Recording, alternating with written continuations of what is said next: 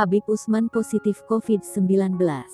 Kartika Putri dan keluarga syok, minta doa kesembuhan suami. Artis Kartika Putri membawa kabar sedih karena sang suami, Habib Usman, dinyatakan terpapar COVID-19. Sontak kabar itu membuat Kartika dan keluarga kaget. Lantaran dirinya dan keluarga sudah begitu disiplin menerapkan protokol kesehatan. 2 hari sebelumnya, Kartika dan Habib Usman melakukan tes PCR dan hasilnya negatif COVID-19. Namun saat kembali PCR, Habib dinyatakan positif. Kini keluarga dan orang-orang di rumah Kartika Putri menjalankan tes PCR kembali. Wanita 30 tahun itu meminta doa untuk kesembuhan sang suami.